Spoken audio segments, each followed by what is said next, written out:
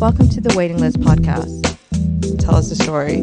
It's like many things you start building from scratch. And then I'm like, wait, I really do like watches because you've seen so many watches that makes you excited. Yeah, I think I really do like watches. Yeah. I think it's a great way to see if you are a watch enthusiast.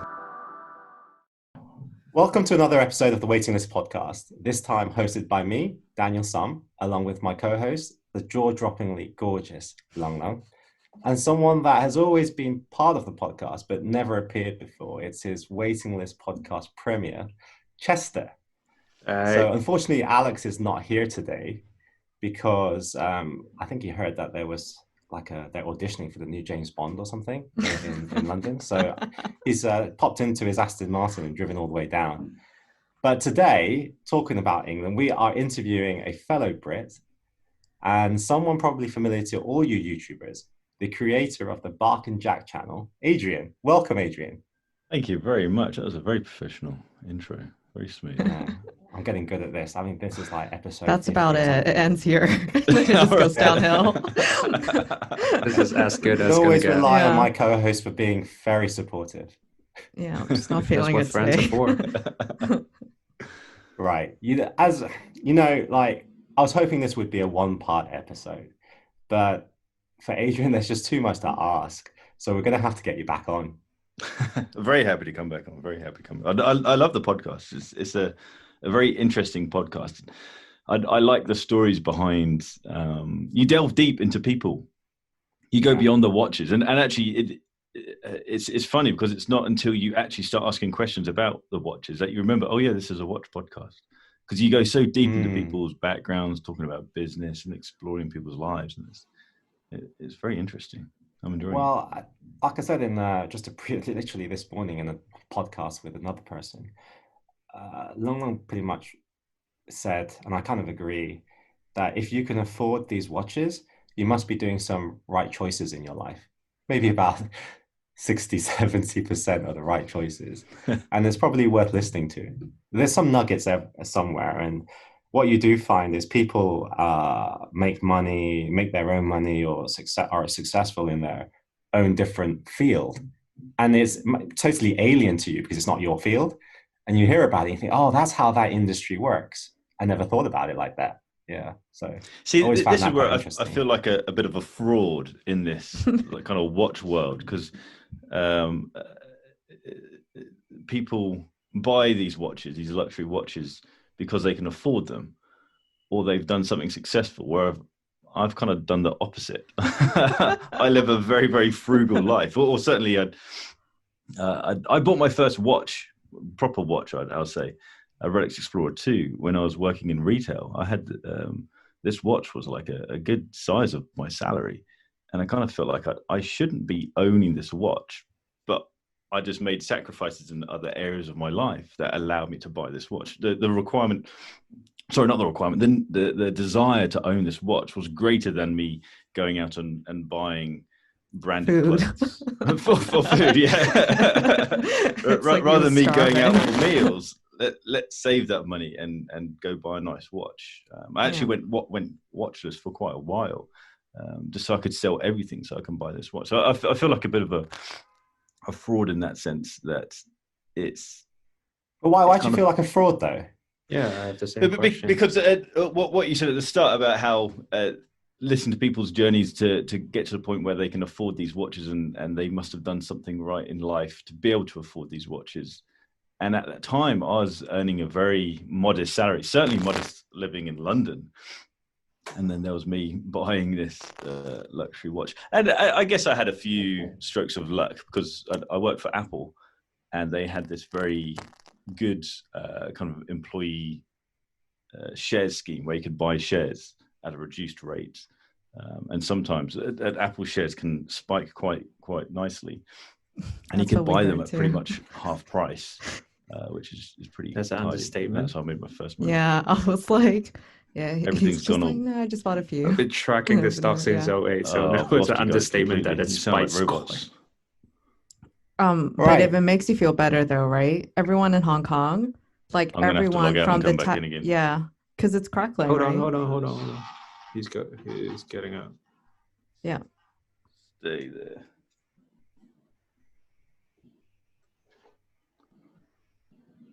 Give me 2 seconds. Yeah, no problem.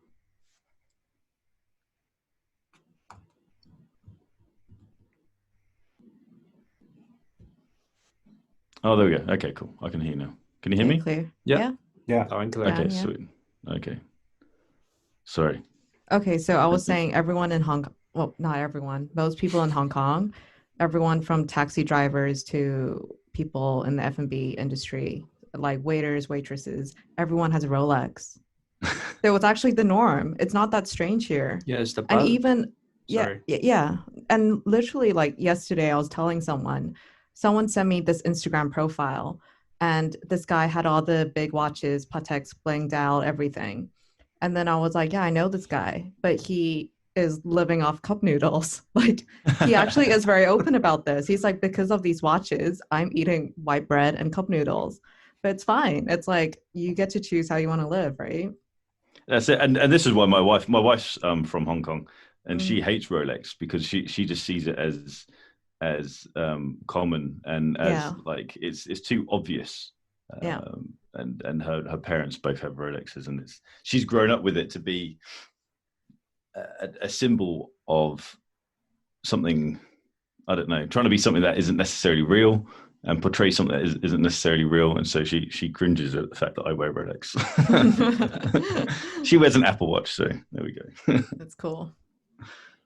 Right. I mean, my first question, you've already said it, that, you're working at Apple. You had a very stable position there. And I guess many people probably think, how did you become a YouTuber? Yeah, I loved working at Apple. Apple's one of those places where if you've come from money, then it's an incredible place to work because they really look after their employees, but they don't pay particularly well. And it's a very inspiring place to work as well because you're working around people who, it would be easy to walk into a shop and assume someone's just working in a shop because that's just all they've aspired to be, or that's all they're capable of doing. But with Apple, it's very different, and in all walks of life, it's very different. It's not good to judge people. But in Apple, some of my colleagues have gone on to do amazing things, start whole production companies. One guy makes music videos for like Jay-Z and all that stuff. So he's gone on to make a massive company for himself. Another guy owns a Russian bank. He's just working on the shop floor, and he's an incredibly wealthy chap. But it's just a fun place to work. But for me, my life changed when I had a kid, and I realized that I actually do need to start thinking about money. And so I got headhunted for a similar position, working in HR and training managers for a small startup, which kind of started my journey or interest of getting back into business. Because joining Apple was a result of my first company failing, essentially. It's kind of like a plan B for me. And getting back involved with this small company, there's only about 40 employees, and I was reporting to the CEO.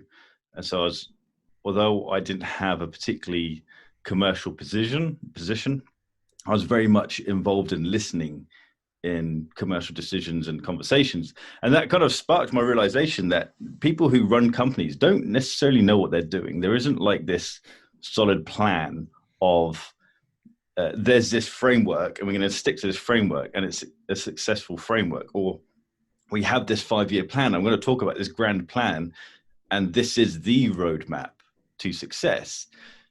Business plans are just ideas. It's just a loose framework of this is what we're going to do, but this isn't definitely what we're going to do. As in, you might hit a hurdle and then, exactly, yes, absolutely. You intend to do this, but it's all about being flexible and adaptable within certain situations. So when Brexit happens, what we're going to do to protect ourselves around Brexit, what we're going to do when this recession happens and all that. And so it was very interesting to see these guys who have been very successful in other businesses, and they joined a startup to just create a whole new project.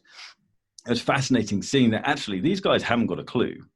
That doesn't mean they're not going to be successful, but they don't have the answers. They're just trying. And that kind of really spurred me on to realize that actually, just because my previous business failed doesn't mean that my next business would fail. I didn't know the next business would be YouTube. I didn't know Bark&Jack was going to be a thing. Bark&Jack was actually just an escape and a way of sharing a passion. All my life, I've wanted to run a business, and it kind of just wrote itself. People talk about writing business plans, and I kind of think in my head, I've never sat down and written a business plan for Bark&Jack. It's all built by itself, which is I scary. agree. I actually listened to one of your podcasts with the Fears Watchers, right, yeah. as I was trying to come up with content for this interview with you. And there you do touch on it, because the guy there, he's not Fears, but he's family. I think it's on his mother's side, right? That's right. He was saying that when you do start, there's an element of naivety in anything you do. But I think the business plan always changes, because as you do more and you get more knowledgeable in that field, you realize that some of your stuff was naive thinking. But without that naivety, you never start, because all the logic would be saying you need to get yourself out of here, right? I agree, and it's there was another of your guests talking about just getting on with it. I think it was the 10x episode, where you've just got to get going, and don't. I really resonated with that, and it kind of taps into the whole naivety thing. If people ask me, how do you start a YouTube channel? What gear do I need? Well, I can give you a £50,000 a list of products that you need to go get, or you could just turn your iPhone round and make a video. And that's essentially what I did in the offset. I did quite a bit of self-coaching to get around the idea of all the limiting beliefs of, I need to have this microphone, I need to have this camera, I need to have a year's worth of content lined up so I don't stall, and I can have things to be continuous and constant. But it's all just a matter of getting on with it. It doesn't matter if you don't have all the answers. It's if someone's holding a gun to your head right now, what sort of content would you make and how would you make it? So I really resonated with that guy. I mean, I want to add something. Go for it. Of all the limiting beliefs that you had, how was like putting your face out there not one of them? You know what I mean? Because like a lot of people don't want to show their face. So the equipment and all that stuff I can understand. Like to me, that's easy. It's just okay, you can buy this, you can do that, you can still actually execute this stuff. Go to a store, buy the equipment, but then it's actually putting your face out there. So how did you go, yeah, that's fine, people are gonna watch me? I think that comes back to, I used to be in a band, right. and so I used to have a website, and it wasn't a big band, but I would walk around locally and I could be recognized as the guy from that band. And so that concept of having a face wasn't really a concern. And I, as part of my job in HR, doing presentations and training, I'd be standing up in front of a group of people. It could be 100 people, it could be 5 people, and I'd present. So that idea didn't matter. And also sometimes you would have to do global training, and so you'd just be presenting to a camera. And so actually that concept was okay. It was more of an idea of, I want this to be good. And I was overthinking. I was looking at these guys like Casey Neistat and Peter McKinnon and thinking, I want to be as good as that. But I don't know how to do that. I'd never really edited a video until I started YouTube. So I didn't have the actual knowledge of how to do it. So it was all those limiting beliefs of, I need to learn how to do this, I need to learn how to do that, and then I can start. Well, no, just start. The first one's going to be rubbish. And unfortunately now, a lot of people are starting YouTube and their first videos are amazing. But for me, the idea was, you have to do the crap first to get good. Unfortunately, I left the bad videos up, so I am actually going to go through and start removing the bad videos, because for SEO, it's not good to have the bad videos up. So I agree with you. I agree with you. Like even with this podcast, right? You never know until you try, and then sometimes you don't have the resources. It's not like we're backed by huge capital here, and even if you were backed by huge capital, you'd still have to learn. At least, like, let's say one day you do have a bigger team, and someone takes like another position and they're in charge of a position. At least you have an idea of what they're supposed to do, right? Yeah, exactly. How long it's supposed to take, all of that kind of stuff. And then if we talk about just going back to that infrastructure thing, my partner Kelvin, he says something, and I think it's really quite true. is when you're doing anything like a startup, there is an element of chaos at the beginning where for us in the watch industry, you have to go out and make as many resources as possible, almost like you're playing with Lego, right? But you all got the Lego pieces. Then once you've got enough pieces, you can make something, but you won't use every piece, right? But at the beginning, everything's on the floor. You know how you tip all the Lego out? It's all chaos, right? Then you go to another place of like, okay, we're going to make something. We make it. And then to get to the next part, you actually have to take the Lego apart and remake it. So there's always that uncomfortable feeling, which a lot of people are uncomfortable in that chaos part, because generally people like to stick to a plan because the plan takes off extra responsibility off their shoulders and they don't back themselves enough that they can do it. That's my opinion. I think I thrive in the chaos. I haven't thought about it being chaos, but I do think I thrive in the chaos. And I think that's why I probably haven't sat down and written a business plan, is that I'm much more of I prefer to just get on with it rather than sit and plan too far ahead. If I'm sitting and planning, then I'm not making, and I much prefer to make than do the planning. But then it is bad because it then it does stump me, because I do like the fact when I can wake up in the morning, look at my calendar, and I know what I'm doing that day. Yeah. I enjoy the freedom that brings. So I sometimes think maybe I need a business partner who is like the operations side and organizes me, because I'm not an organized person. So you need a business manager then. Yeah. So where did you come up with the name Bark&Jack? Obviously you're Adrian Barker, so I assume Bark comes from your name, right?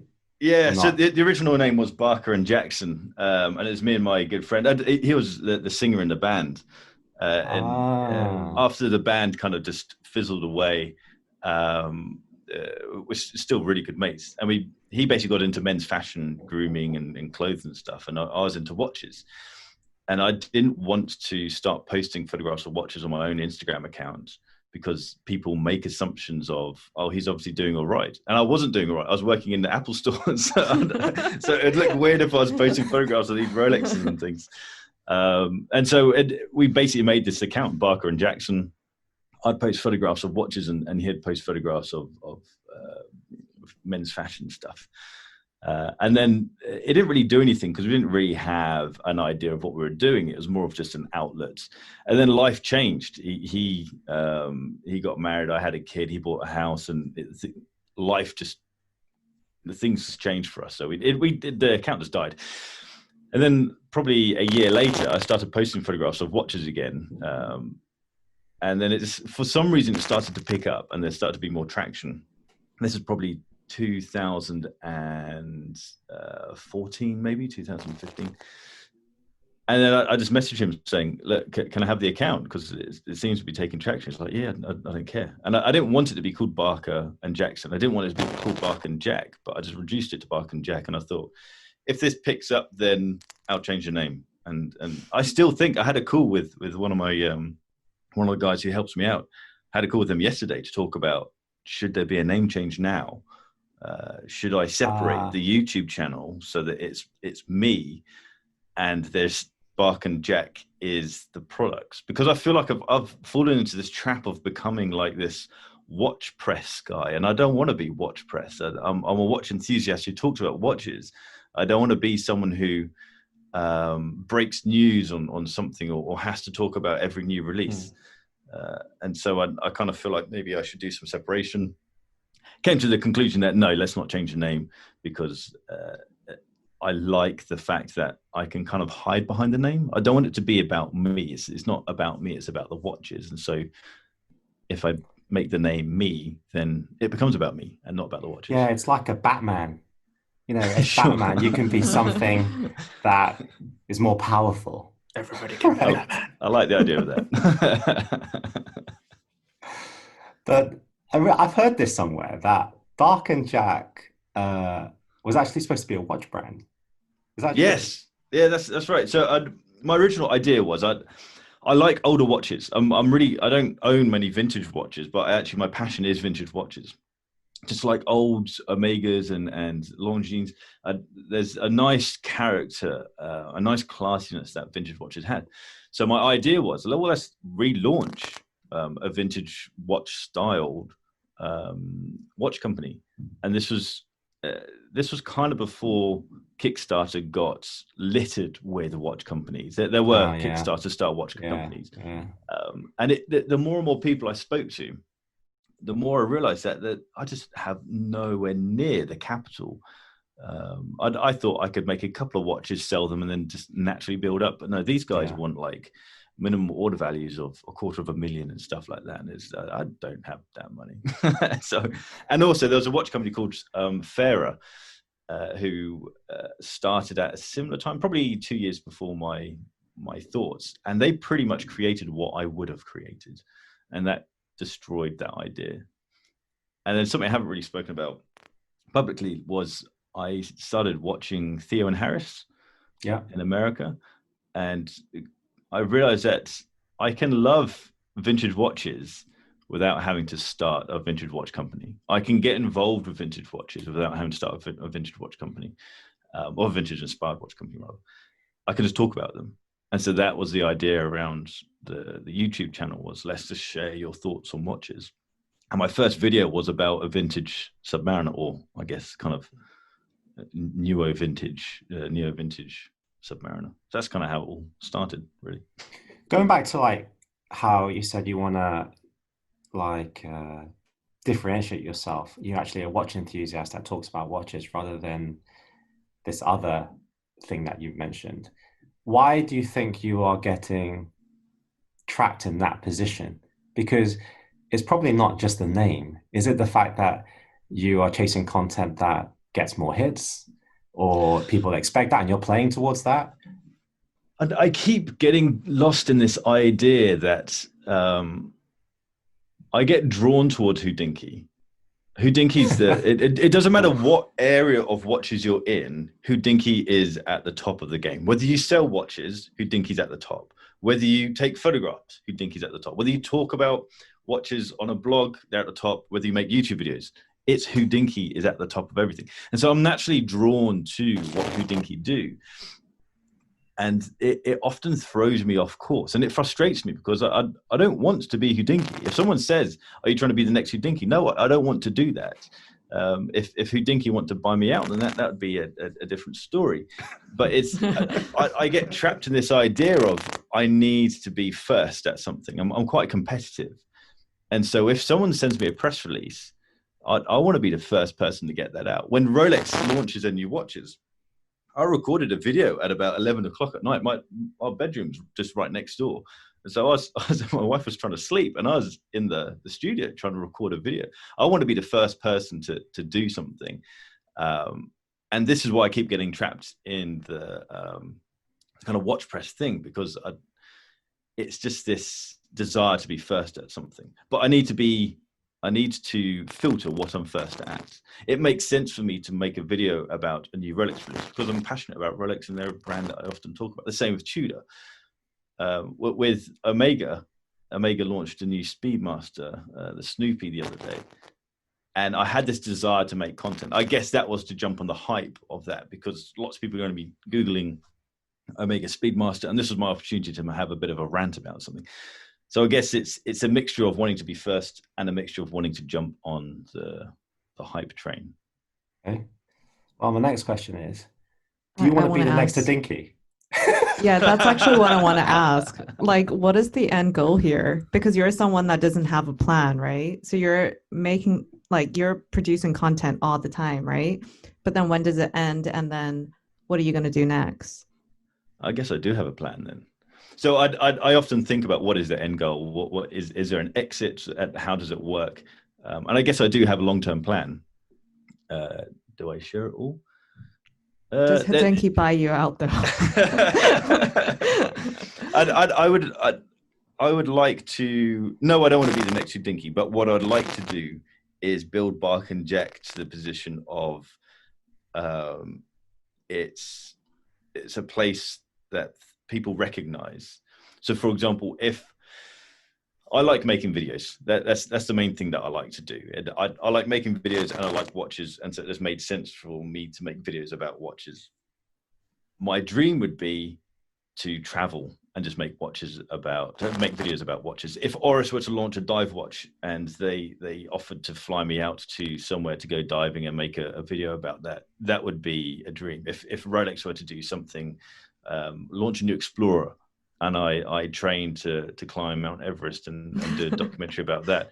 I mean, this is big thinking. That's the sort of stuff that I want to do. So it's not necessarily press orientated things. It's just adventure and wanting to document adventure. So would you want to do like not the commercials where you see the Rolex going into the water and okay, so Bark&Jack, Adrian, you take that project, you're doing the commercial for this, come up with the creative content, execute it, and then deliver it. Because that's what Watches TV does. That's like Mark at Watches TV, MBNF, all those videos are his. Like I'm sure he does other brands, Beauvais, you know.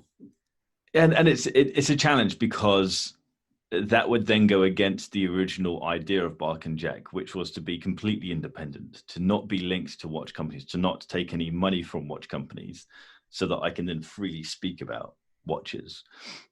And to kind of be, although I look up to Hodinkee, to kind of be the opposite to Hodinkee. So Hodinkee are paid to make certain articles, and they're open about that because they have the little word advertisement on certain articles. And so Bark&Jack is kind of the rebellious side to all of that. So I laugh in my head when I go to press events and there's Hodinkee, there's GQ, and there's me. This is such a broken world. I'm not supposed to be here because I'm not part of you. I'm also kind of anti what these guys represent. And so it's a bit of a conflict and something that I struggle to figure out the answer to. If a watch company were to give me a budget to make a video about launching a certain watch, maybe it is an advert for their watch, I would struggle to figure out what the answer would be to that, because I'd want to do it from a creative standpoint. That would be the dream, but then from a longevity and the kind of power of Bark&Jack with regards to being independent, it would then suddenly ruin that independence that I would have from watch companies.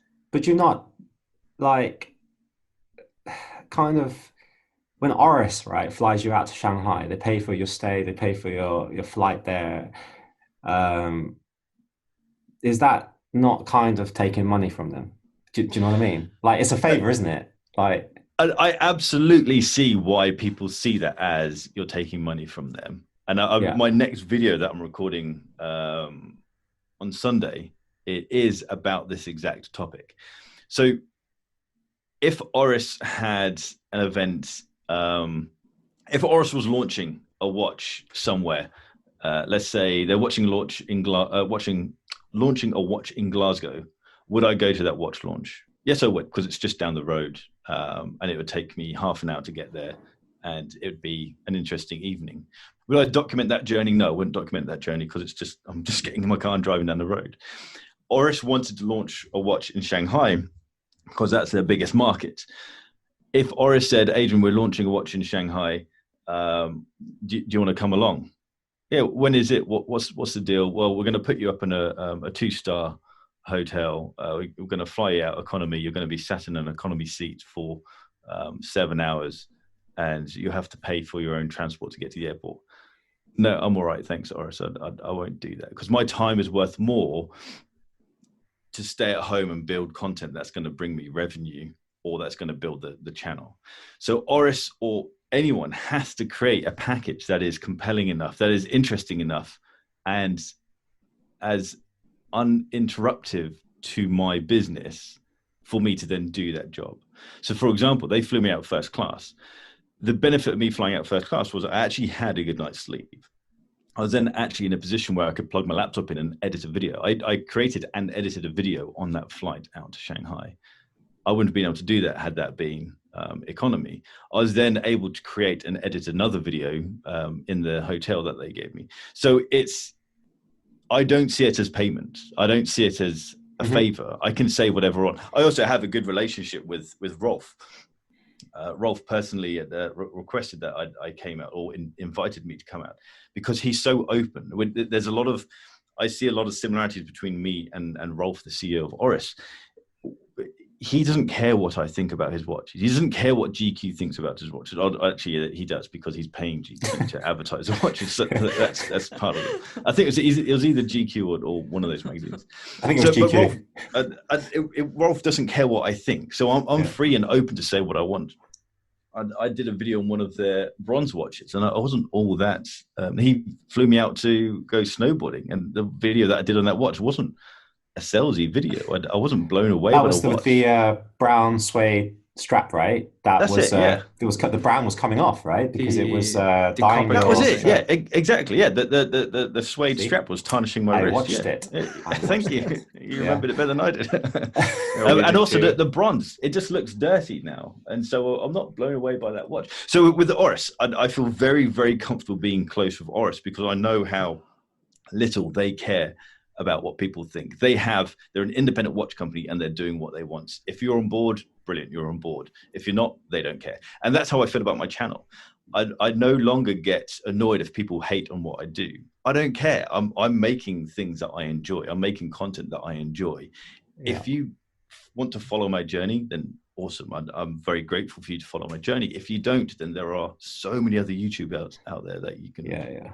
At the end, and just throughout that video, it feels like you enjoyed the whole snowboarding more than you enjoyed the watch. Yeah, exactly.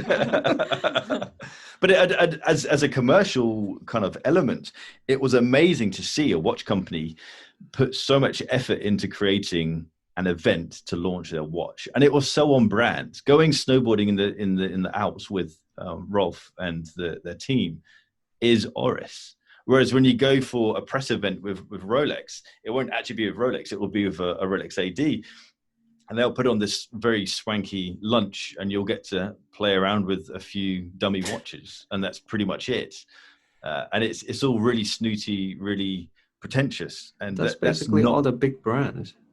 Absolutely, it really is, and that's what I dislike about watches. And that's kind of I have this little kind of tag. I don't really use it anymore, but I have this little tagline of drinking coffee and talking watches. Yes. And that's kind of like a big middle finger to everyone who wants to serve champagne and talk watches. Well, no, I just want to drink coffee. Give me a coffee and I'm happy.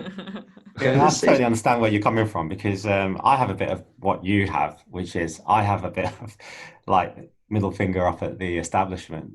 So lots of times I'll just turn up like fucking dressed like a hobo, just because I don't want to play up to that luxury thing. I'm there for the watches. I love the watches. Yeah, the luxury side. I get why you do it. Yeah, but like, I just don't like that side. I got so much hate when I went to Baselworld in t-shirts and jeans. People are like, no one's going to talk to you. What? I sat down with like Moser and Edward from Moser, and we spoke for about an hour and a half about business, about watches. He introduced me to some of the other CEO friends. They don't care if they understand what the package is that you are, and that you're there for a proper reason. I prefer for my personality and my output, my results, to carry my credibility as opposed to the way that I dress. I can easily go buy a nice suit and dress up. That doesn't give me any credibility. That's faux credibility. I can go and interact with these CEOs and present who I actually am. And I'd much prefer for that to carry me on. Again, meeting with Rolf. Rolf was dressed in a very nice suit.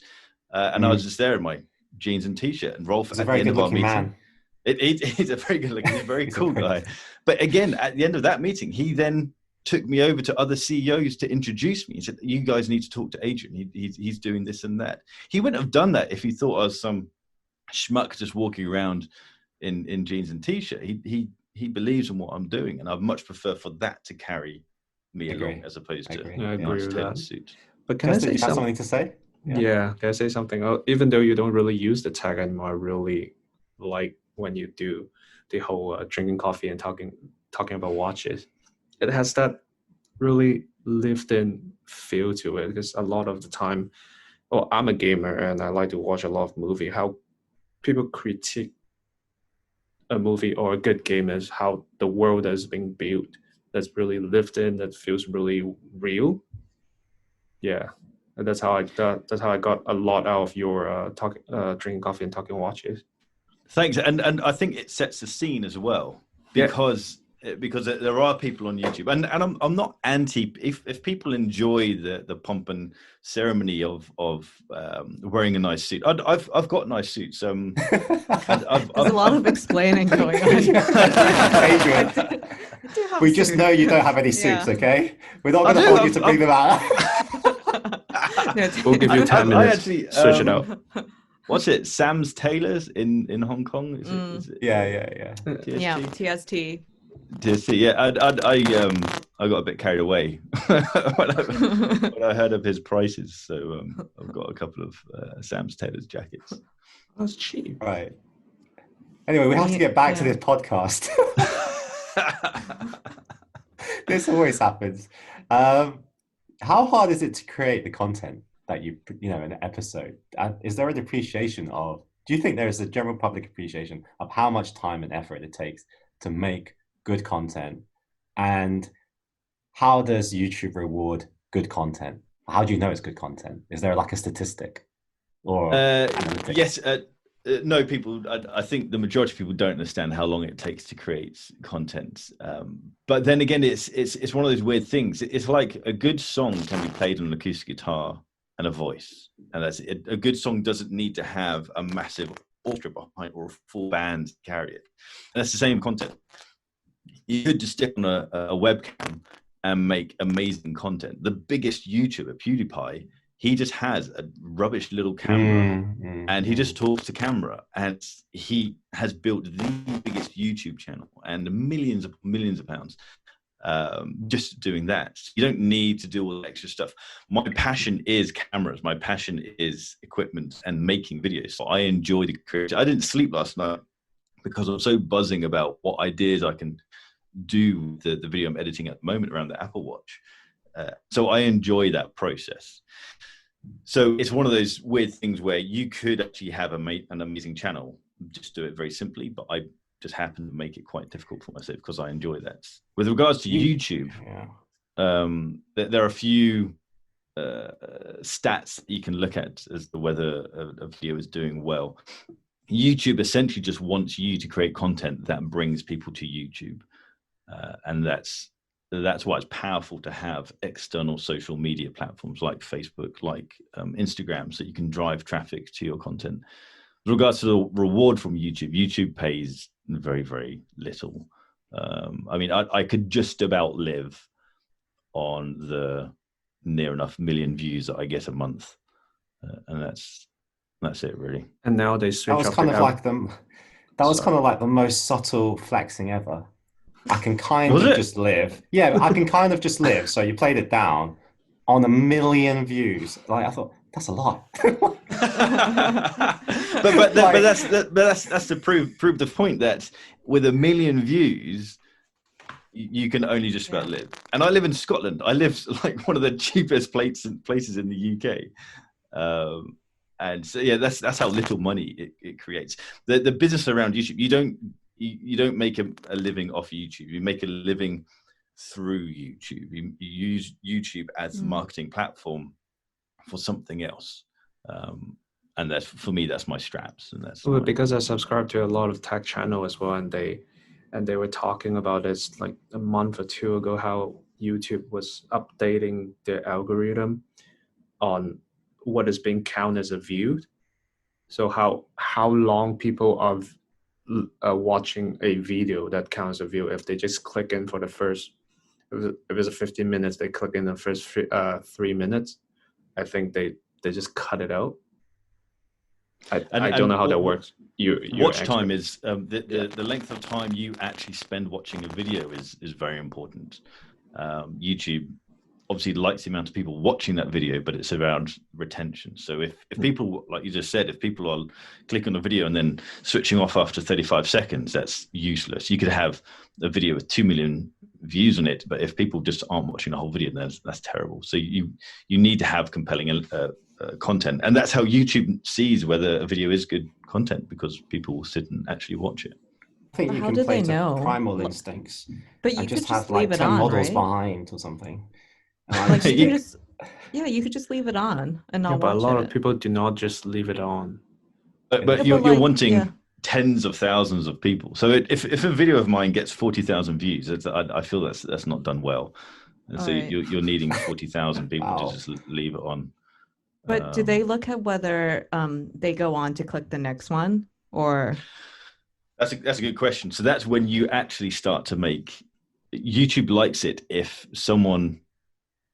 your content brings someone to YouTube, YouTube likes it. If that person then goes on to watch further content on YouTube, you then make money off that person watching the next video, even if that video isn't yours. It's not yours. You're right. YouTube will reward you for keeping that person, for entertaining that person so well that they want to watch something else. And so that's basically. So it's a bit like Amazon then. How if you direct someone to Amazon via your link in your YouTube, and then they subsequently buy something in that link that you just said, and then they subsequently buy a PS4 and everything, you get a cut out of all of it. All right, that's interesting. I didn't. Hey, Is that a recent change? Well, now Bark&Jack can be listed on Amazon. I have affiliate links, and they've started working recently. Whereas for like a year, they just didn't do anything. So maybe that's because people are clicking on them and then going off to buy something else. Right. Right. All of these topics we've been talking about today have really got a lot to do with you being an entrepreneur. We've touched on a lot of points there. I always feel like being an entrepreneur is a lifestyle change, right? For you, what makes a successful entrepreneur? I'm really flattered that you're calling me an entrepreneur. I think that's. Well, we have to big up the channel some way. I appreciate that. I do find it funny that someone can start a YouTube channel and they're classed an entrepreneur.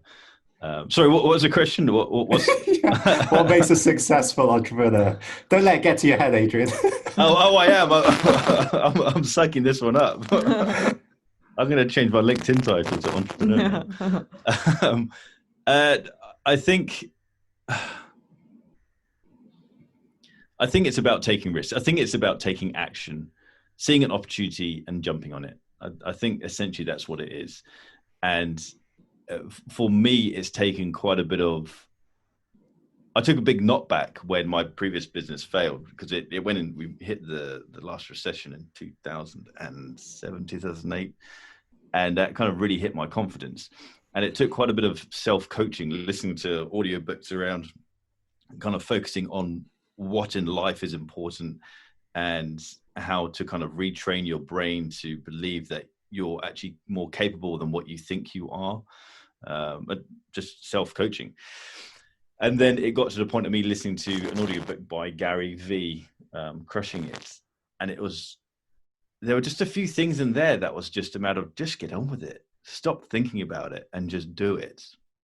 And that's pretty much been my mindset from the offset is just get on with it. When I launched my shop, I sat down and thought I should probably figure out how I'm going to send watch straps to America or how I'm going to send watch straps to South Korea. I should probably sit down and think, no, let's put it on. We'll figure it out later. Figure out the details later. Do the action, the big actions right now, and everything else will sort itself out. And that's kind of just been like, again, starting the YouTube channel and the content. I was concerned, what if I make a video and I don't know what to make my next video on? Well, let's focus on the initial task first. Let's do that and then figure out the next one. It's all along I've worried, what if I run out of content? I am so behind on my content. I bought a Black Bay 58 like 2 months ago and I haven't even done any content on it.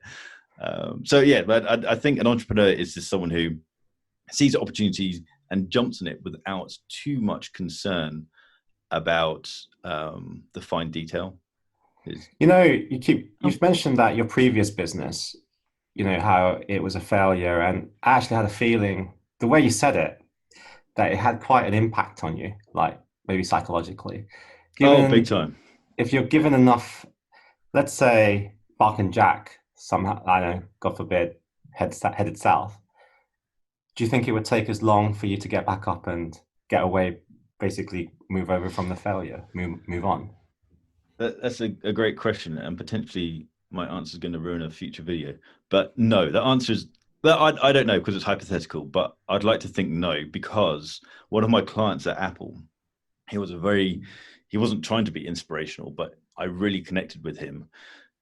And he was a property developer, and he would joke about how he lives in Monaco and drives a convertible Mercedes AMG, and that was pretty much his tagline.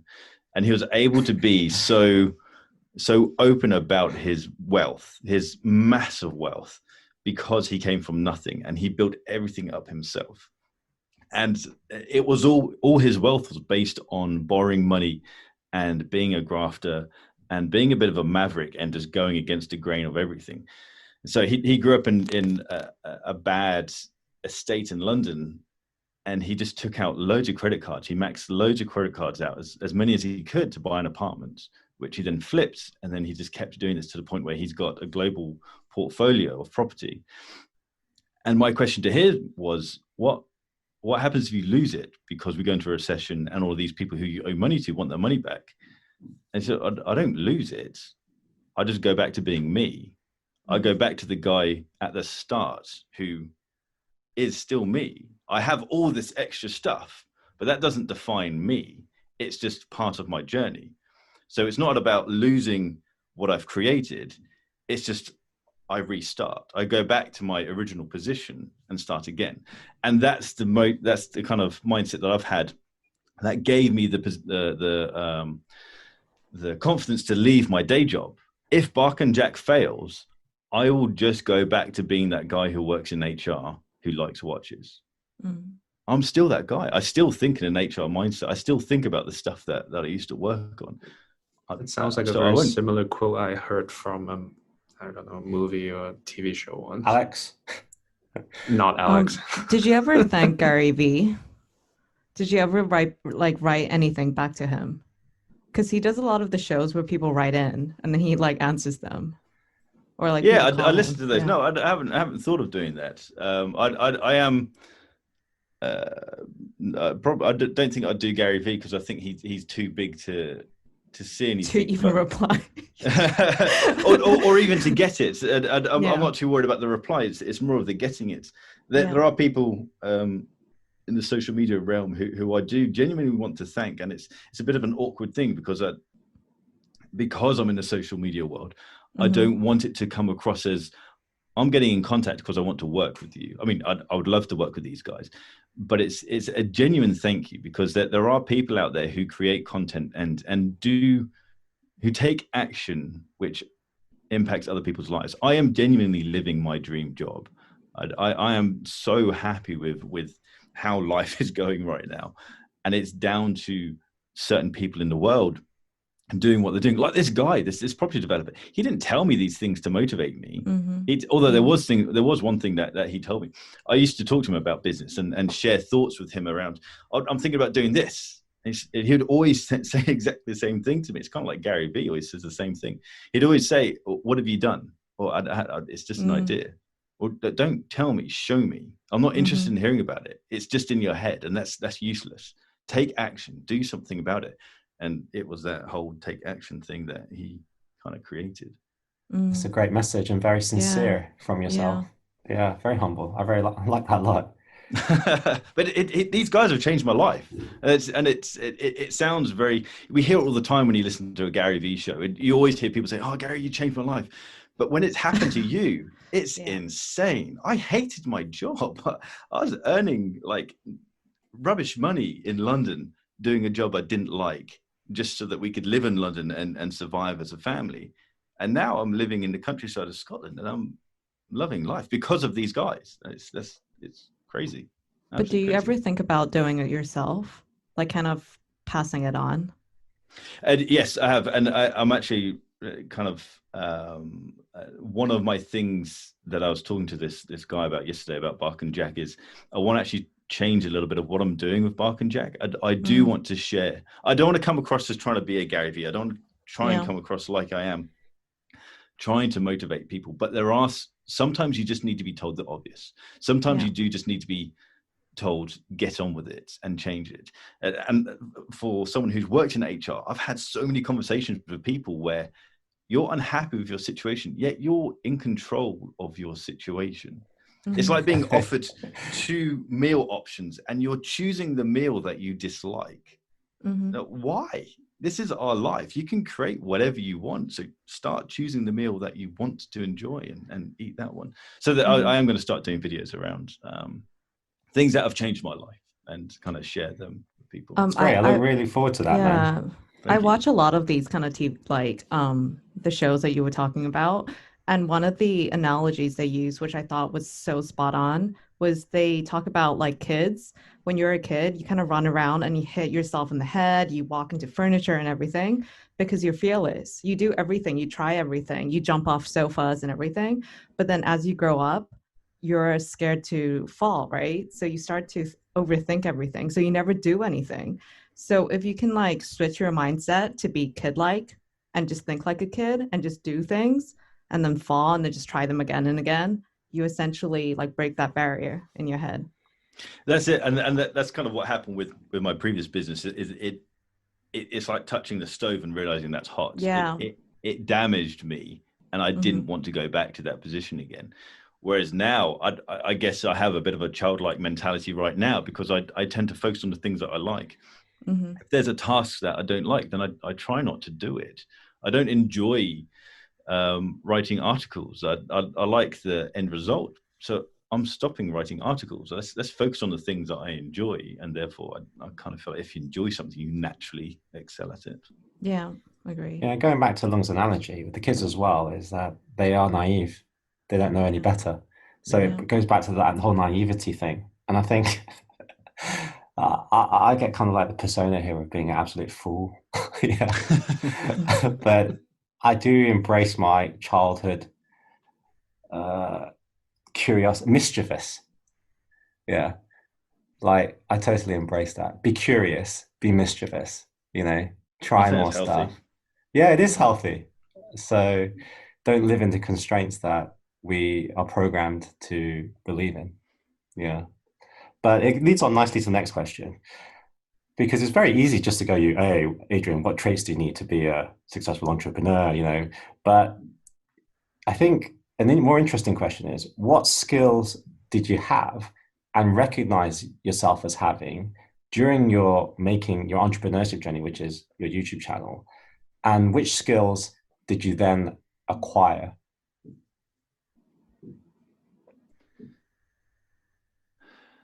That's a good question. I think skills that's like actual useful skills are technology. Having worked at Apple, and I'm pretty good with tech, and we're in a digital age. So setting up a good Instagram, knowing that I need to have a brand name that I can grab on YouTube. So on all our social media platforms is Bark&Jack. And so that was a requirement, was to have something that I could have .com, I've got .shop, I've got Instagram, Twitter, I've got TikTok and YouTube. So I've literally got all the outputs of Bark&Jack. So I guess just understanding tech and a little bit about social media helps, and being able to build a website and a shop, that all kind of kicked off. The things that I needed to learn were, I'm not sure. I think something that really benefited me is having a chip on my shoulder, and having growing up dyslexic and going through school being dyslexic really put a chip on my shoulder, and being told by lots of different people that I'm not capable of doing this and that gave me very much an FU mentality of, if you don't think this is possible, then I'm going to do it. And I think for a long chunk of my life, that's kind of been a negative mindset, but now I'm in the position to use it as a positive, and to have a bit of a maverick mentality around business and what I'm doing. I leaked some information about a new Tudor release. Loads of people in the press world got upset with what I was doing, and I got quite a bit of hate for that.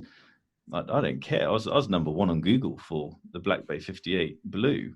So that's massive for business. Everyone wants to be #1 on Google. When you Google Tudor, Bark&Jack was #1. I was above Tudor, and so that's just insane. I was above Houdinki, and so that I think when you have this FU mentality, it can obviously go a bit too far, and you can do illegal things. But when it comes to business, you kind of need to be happy to upset a few people Mhm. for self-progression. I'm not saying do things illegally or immoral. I'm just saying that sometimes you need to know when you can push the boundaries and how far you can push them. So I think that's a I think if you're benefit going that to do I anything have. significant, you're going to step on some people's toes, right? You can't please everybody, especially in the social media world, for sure. There's going to be some idiots. And then I think when you talk about the fuck you attitude, like I always agree with you. I always say I'm going to do it. Yeah, even if you say you haven't done it, I always have chips on my shoulders. But then I think even if I do it, I'll still fuck you because like I'm still better than you. Mm. Well, that's it. And You know, people often leave comments as you come across really arrogant. Yeah, sometimes in life you do need to be Yeah. arrogant. Sometimes in life you do need to believe that you're better than other people. Otherwise, you're just going to sit and dwell. And I've had enough years sitting and dwelling, thinking I'm not capable of doing something. This is now my time to believe that I can do what I want. And I think that might be what entrepreneurs feel, is that they're in a position of I can take over the world, and that's how they have the confidence to go on and do yeah, whatever. yeah. Maybe like you're moving, like you've moved off from tea to coffee, and eventually you move on to the whiskey. On the whiskey. Well, you know, you have moved up to Scotland, so Yeah. you're closer to it. Exactly. Were there any specific trying periods, difficulties that would make or break in the development of Bark&Jack that you particularly remember? That was maybe difficult times you were going through, and you thought, "I want to give up," or "This isn't going anywhere," or was the progression always good?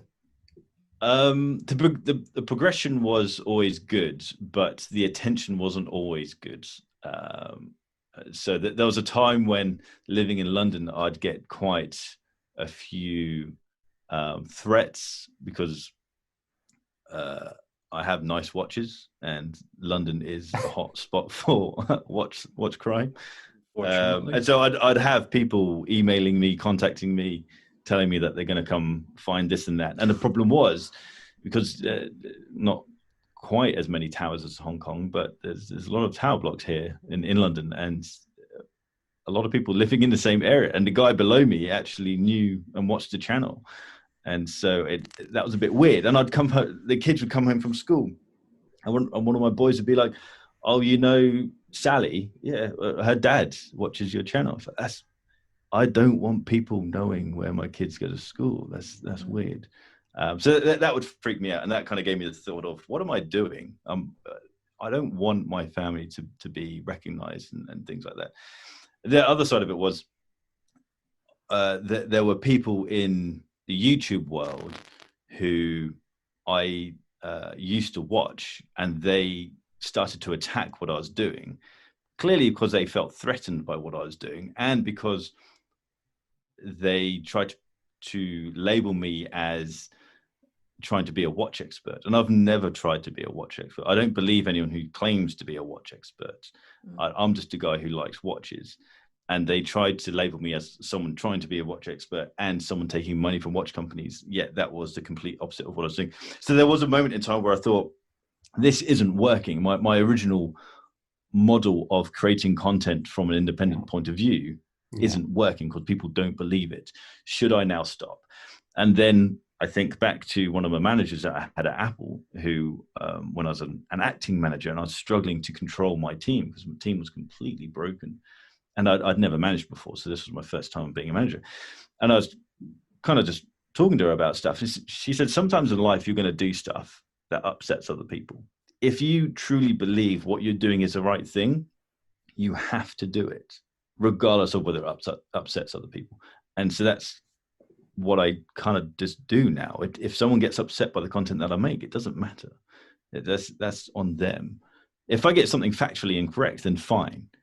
Everything else is just opinion, and people can't get upset about my opinion. We're talking about luxury watches. We're not talking about who should be the next president of America or whether the UK should leave Brexit. It should do Brexit. We're talking about luxury products, so it doesn't matter what people think. If people hate me, fine. It doesn't matter. If I'm enjoying the process, that's what is the main thing. Well, it comes to those decisions that leaders have to make, right? They get paid, they put in that position because they have to make the hard decisions. And unfortunately, those hard decisions are going to piss a lot of people off, and some people are going to be happy about it, and some people aren't. And that's why they literally probably that's what their key That's their job important role description. is to make important decisions. Like like Jeff Absolutely. Bezos. I reckon I watched something where he makes all his key decisions after 10 o'clock. He likes to wake up at 8 o'clock and potter around for 2 hours, and then he has his first meeting at 10 o'clock. No, Once it gets late, dude, it gets postponed. no, but he's actually spending time with family. I think I watched the Yeah, same thing. He has this whole like I gotta read every single newspaper and have a proper yeah, breakfast and everything. yeah, So you're yeah, like, yeah, yeah, that's fine. yeah, His wealth is ridiculous. Or Yeah. that's yeah. like Warren Buffett. The first thing he gets into the office. I don't know if he still does, but then he'll just lay out all the reports, all the newspaper. After I finish it, then we start meeting. Before that, don't talk to me. Yeah. Amazing. I don't know if you're like at ease to like talk about the next question, so you can skip it if you want because it. But how do you plan to develop Bark and Jack in the near future? So you kind of touched on it, but from a business point of view rather than a content point of view. This podcast is well planned because I've been talking to people about these thoughts. So I haven't grown up through money, and so I struggle with the concept of making money. I feel bad about making money. I feel like I'm doing something wrong, and so I've put off commercializing things, and I've put off the growth aspect of Bark and Jack.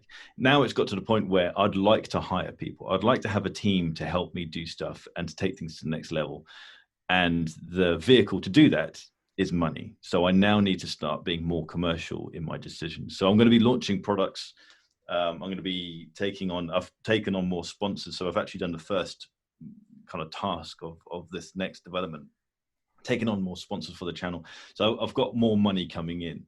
That doesn't mean my lifestyle is going to improve. It means that there's more cash in the company to build what we're doing. And the idea is the first step is to get an office in Glasgow, which is surprisingly cheap compared to London. And the next step is to hire some sort of editor. I'd like to get a videographer. And then at some point, there does need to be a business partner. There does need to be someone who can help to drive the commercial side of things. I want to be, I am the creative person. My mind is creative, and I want to keep my mind on the creative stuff and pushing things forward with that side. And I think it'd be good to have some sort of commercial person. Chester's put his hand up because he wants to Yeah, invest. but Oh, can sorry, Yeah. sorry, just How much are you may cut it. investing? Why do you feel bad about making money? Both my parents were in the military, Okay. and they had very different lifestyles growing up. My dad was born in Mumbai, and he grew up in India and kind of had quite the jet setter lifestyle of flying around. He'd talk about going to Baghdad to go shopping and Tehran and things like that.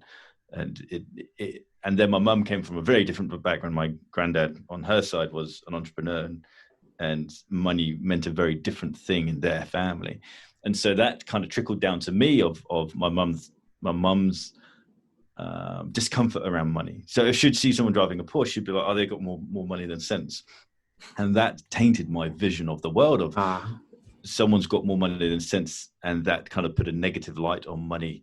And I guess I went broke from the first business, and that probably tainted my vision of money as well. And the idea that you don't have to have money to be happy. I do believe you don't need to have money to be happy, but when you're running a business, you need money to grow. And so it's now coming around to this idea that you need to do X, Y, Z. If I want Bark and Jack to be what I want it to be, I need to have the money coming in. So my mindset has changed around money. And I've also got investors talking to me about different plans, none of which will happen. But it's very interesting how if an investor whose job is to invest in companies is looking at Bark and Jack as a vehicle to make them money, then surely something right is happening. So I need to up my game and crack on with what I'm doing. I think it's very wise that you're having these conversations now, as in I think a lot of people, when they want to go for investment, they go when they kind of need it, Sure. right? But you can actually foster those relationships and get a lot of business acumen way before that, right? Yeah.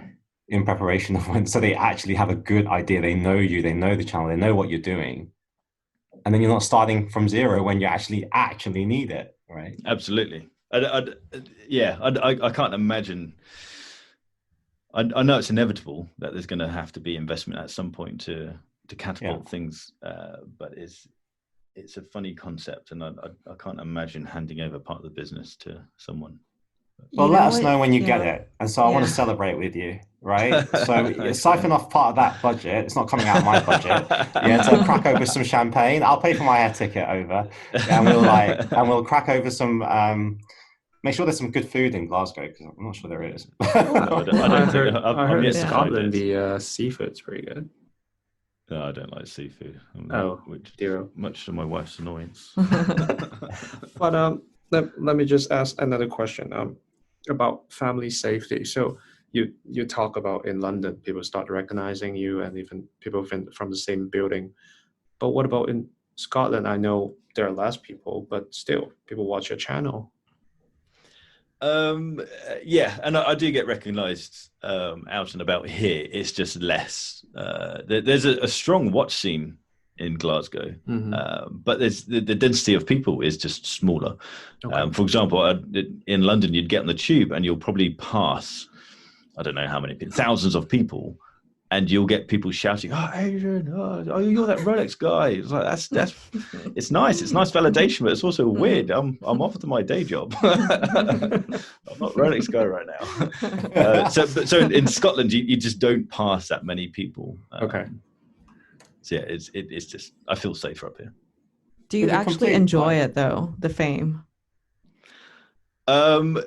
It's nice validation. It means that something's working, and it's also it's just nice to watch people. If I see someone and they know my name and I don't know who they are, I know that they're a watch person, and I can ask what's on their wrist, and we can have a natter about watches, and that's quite nice.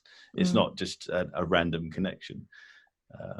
So the concept, if I could do what I'm doing without the fame, then I would actually prefer that, because then you remove any concern about safety or anything like that.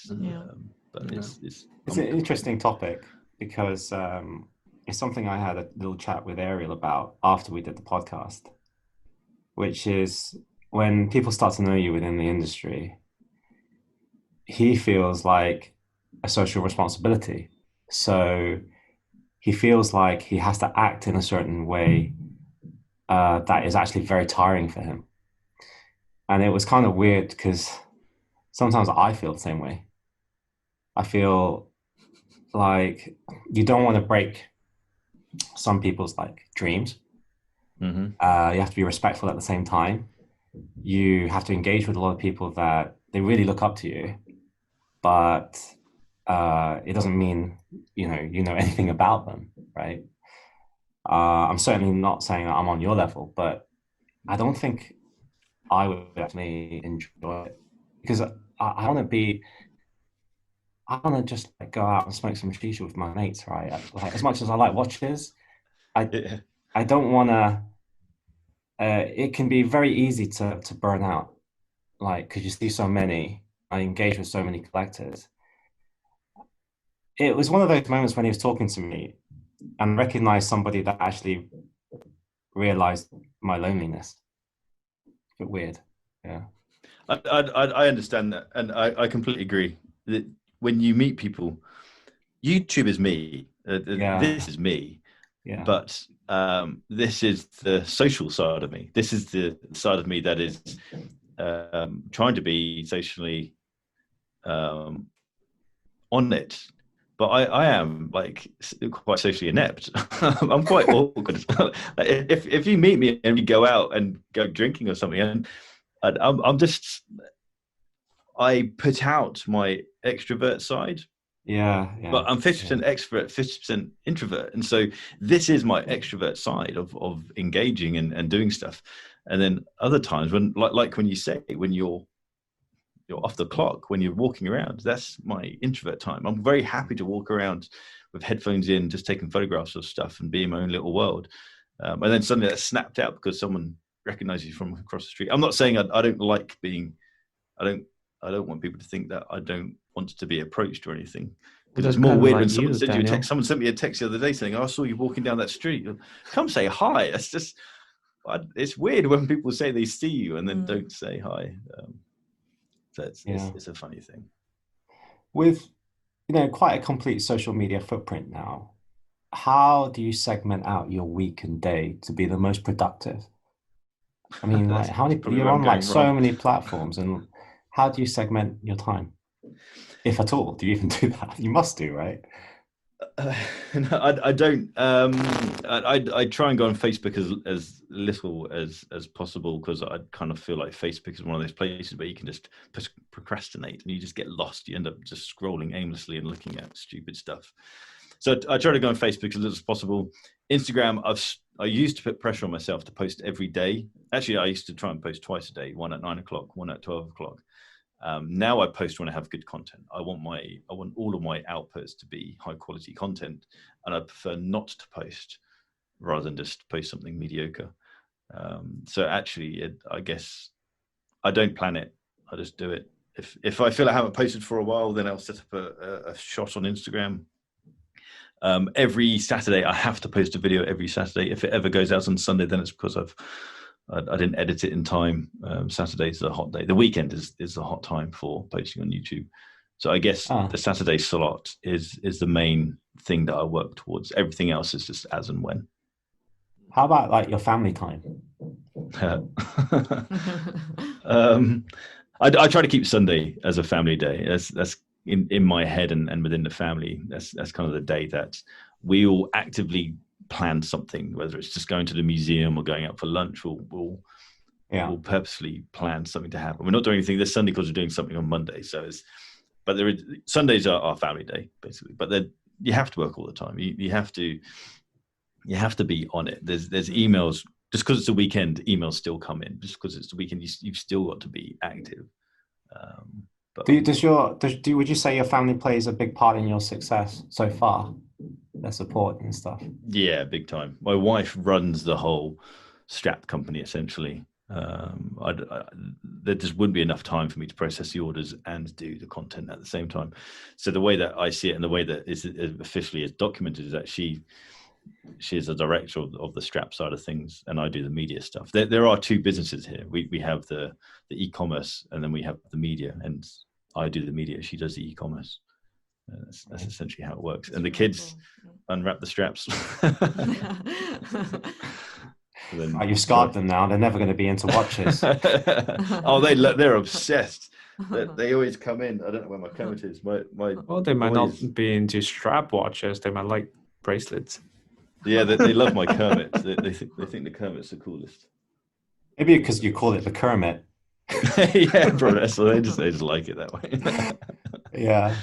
So we've touched on a lot of good points of like your job, how you love it, how you're the happiest. But are there any actual downsides? Do you actually see them as downsides? Yeah, I put a lot of pressure on myself. So, for example, the last 3 videos haven't done very well, and so I then start heavily analyzing why they haven't done well, and that pressure can be unnecessary and negative. It's like a company launching a product. Not all the products are going to be big hitters. Some products are going to be slow burners. Some products are going to fail, and that has to be the mindset around content as well. Not everything's going to be the big viral stuff that you want it to be. I also compare myself heavily to what other people do. Peter McKinnon is a big channel that I take inspiration from and follow, and he did something that no one's done. He's got 5 million followers on YouTube, and he does videos about videography and cameras and stuff. It's very inspirational, but for someone in a relative niche like his, to have a following of 5 million. Yeah. And he's been doing YouTube pretty much the same time that I have, and I have 100,000 subscribers. He's got 5 million. So I compare myself. If you ever feel bad about that, Adrian, just go to our YouTube channel. I think you'll feel a whole lot better. Yeah, you'll Well, totally we feel up to so much better. 49. You'll feel like you won't feel like king. You'll feel like a YouTube god. And how do you find it works with China and not the YouTube not being viewed in China, or does everyone use VPN, or are we not allowed to talk about No. Majority of people do not use VPN. So Oh, yeah, right. all the platforms that you're talking about aren't accessible in China. I can access them actually because I have a SIM card that roams. So it Right. roams to Hong Kong. So then I just access everything.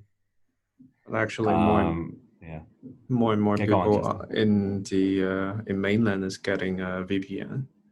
So whether homebrew or just using other account to buy it from outside of the region, a lot of people are getting VPN. But the thing is, our content is still mainly in English, so maybe a lot of the people just don't get attracted to it. If I may say so. Also, I gotta say, like China is not lacking in content. There Sure. is oversaturation Yeah. of content platforms. You only have YouTube. If you were in China, oh, you definitely need a team. There are Oh, so really? many platforms out there that you need to be on. It's such a minefield. That's why a lot of brands, struggle. Yeah. Oh, you Right. never know. Adrian might have a TikTok account. I've got Yeah. TikTok. I don't really know what to see. do on TikTok though. What you need to do is start dancing. Yeah, that's not. That won't happen. Right, Adrian, we're about to finish this episode, but what we usually do is a little quick fire round of, a couple of questions, about 5 to 10 questions, where you ask random questions, you try and answer as quickly as possible. Right. So are you ready? Go for it. Yeah, okay. Number one, what's the worst thing about YouTube? Oh, the trolls, stupidity. Right. 2, most common misconception about you? Um, Rolex boy. Rolex He body. doesn't- Yeah, that I only like Rolex. He doesn't have a suit. Yeah. Look, he doesn't actually have a suit. Drink nothing but coffee. No, what we should do is next time we have him on, wear a suit. Oh, I will. Right.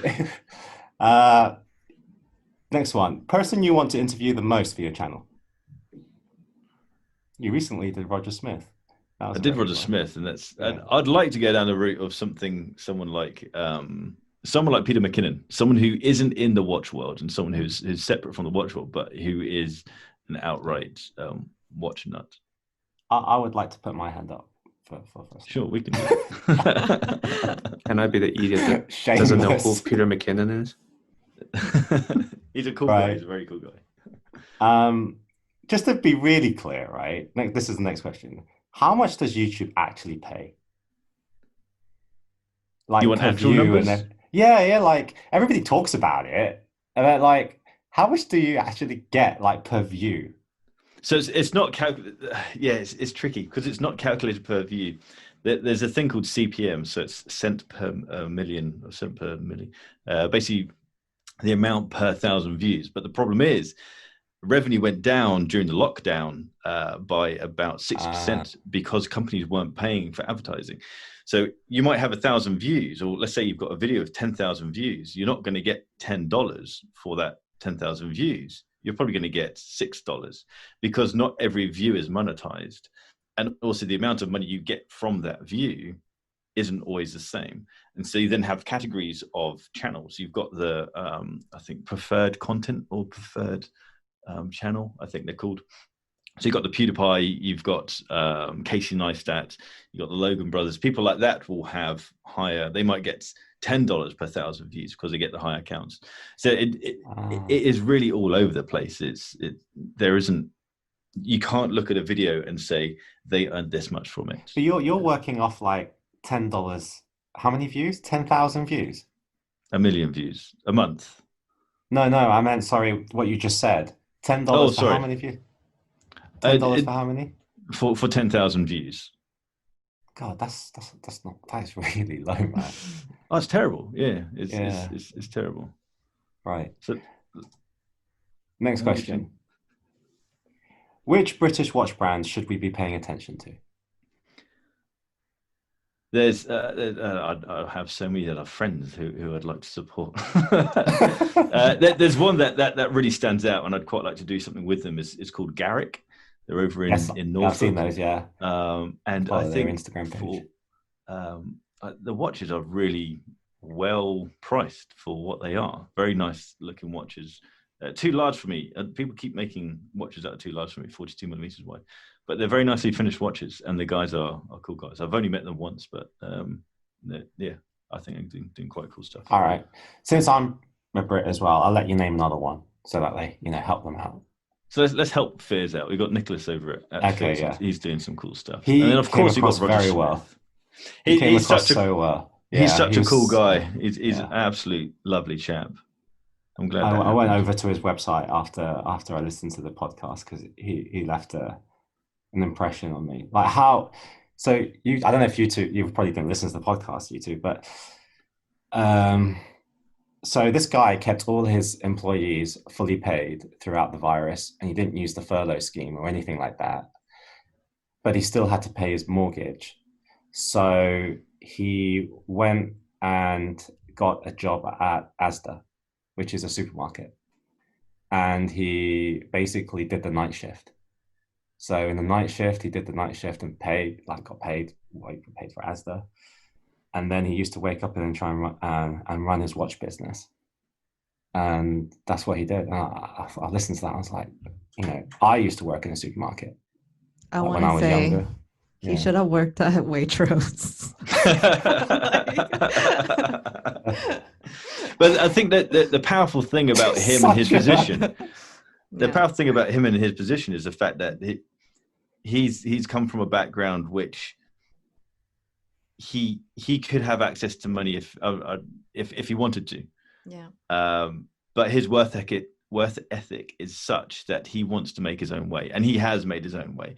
It's quite easy to assume someone spoken so well as like it himself that he's been given a foot up in the world, and he hasn't. He's built everything himself, and I think it is impressive. It's really very cool to see. Yeah, I mean the watches are nice, but personally I don't like that. The case shape isn't for me. It's kind of like a cushion case shape. Yeah, it's not really for me. Right, next one. One thing that left an impression on you when you visited Shanghai. How clean it was. Like insanely clean. What did you expect? like London or most other cities around the world. And safe. It was surprisingly safe as well. I couldn't sleep, so I was walking around at like 2 or 3 in the morning. Yeah, I bumped into you. Can you remember? What? You're walking out with you're walking around with your selfie stick on the bund. You left early, said you're going back, and then I bumped into you. I was like, Adrian, what are you doing? I thought this guy was trying to be polite when he's like leaving, because I need an early night, and then he's just got out. I got into bed, had a shower, got into bed, and thought, there's no way I'm going to sleep. So I just got up and went out and made a video. But Shanghai, right, has something called the Sky Eye. But it translates to Sky Eye, which basically means everywhere has cameras. Big Brother. In London. I saw that when you walk across the street, there's like this little camera looking at you, and everyone has this little box around their head, so it's like got face recognition. Yeah, that's right. Yeah, the thing with London is nobody's actually watching the cameras. They're just cameras. Yeah. But in China, nobody's watching the cameras. The AI that does that. Yeah, AI. Yeah, that's amazing. Yeah, I actually learned yesterday that even when the police go on to look at the records, when they're doing their investigations, it's always recorded who actually looked on there as a police person. Yeah. So to stop any internal conflict or corruption kind of thing. So very sophisticated system. That's amazing. I mean, when I first heard of it, I thought Terminator. Right. Second to last question. What's the one watch you really want to see but haven't had the chance to yet? It's quite a rare Explorer. It's called the Blackouts. It's the Explorer 1, the 14270 from 1990 to 1991. They did a dial that they only did for 1 year. And basically where you got the white numerals on the normal 36mm Explorer, they had them as black, and so it's known as a blackout Explorer, and it's my ultimate grail watch. At the time when I was buying my Explorer, these were selling for about £6,000, and I thought that's just a ridiculous price. But now these are selling for just stupid money, pretty much anything, because you just can't find them anywhere. It's crazy. I mean, talking about Explorer ones, I really like the Space Dweller. Yeah, that is so cool, isn't it? Cool. Yeah. But isn't it easy if you just do a shout out on your Instagram and probably people who owns it? Or, I don't know, send you a picture or just meet up with you and show you. Right? Yeah, I haven't actually tried that. Yeah, you can see that Adrian hadn't thought about that. Like, question mark. But there are so few of these in the world. They are really very, very rare. Even going to auction houses and stuff, you just don't see these. I would say though, Adrian, if you actually announced it, I think you'd get a pretty good chance of actually seeing it. Because I'll try it. Yeah, I totally think I'll see what happens. It's incredible. People know that you won't just pick up the watches and start running. You don't know that. We don't know that. This is just one big fake ruse and my plan to get one. Yeah. Right. The last question. What's the best excuse to tell your wife about your next watch purchase? She just come in, so I have to be a little quiet. So Apple launched a new iPhone the other day, or announced a new iPhone, and I told her about it. So Apple's launched a new iPhone, and she said, "Oh, you're going to get it?" I said, "Yeah." There was no reaction. I thought maybe that's what I need to do with watches is just be confident about it and just say, "Yeah, I'm going to get it." I mean, there's a big difference between buying an iPhone and buying a new watch. That's what I should probably try. I think the problem is I shoot myself in the foot because I often buy watches that sometimes increase in value, but I always tell her that they do increase in value. But then that means that I get told off when I wear it. She goes, "Oh, you can't wear that watch. That's an investment." So they aren't all investments. We should do something like if people listen to the podcast, message us any advice on how to get watch purchases, like, through the wife. Through the wife. So that we can tell Adrian on the next episode. Yeah, any advice would be better. Yeah, in his suit. Right. Anyway, that ends the podcast. Thank you for agreeing to do this. I don't know about Long Long, but I certainly had a great time talking to you in Chester.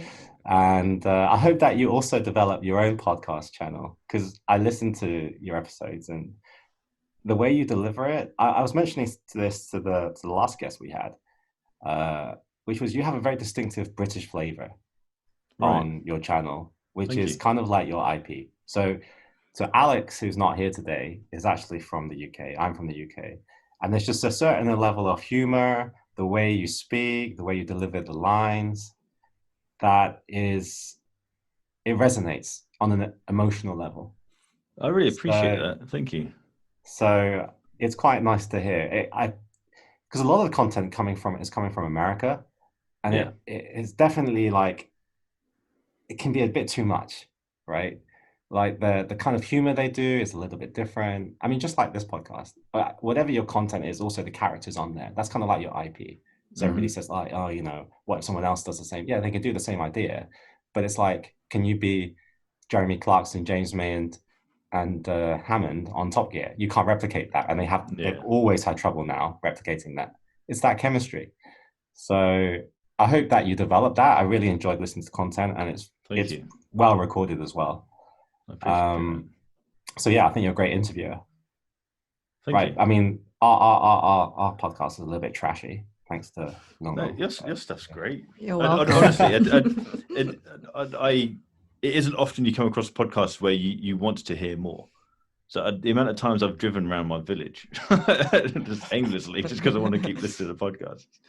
It's funny. So you guys are doing good stuff. Thank you for tuning in to the Waiting List podcast. Anyway, I hope to see you on the next one. Hit the subscribe button, and the next episode will come straight to your phone as soon as it's ready. Whilst I'm here, please remember to leave a nice review and follow us on Instagram at the Waiting List podcast. Otherwise, we'll see you on the next one. Thanks a lot again, Adrian. Thanks, Adrian.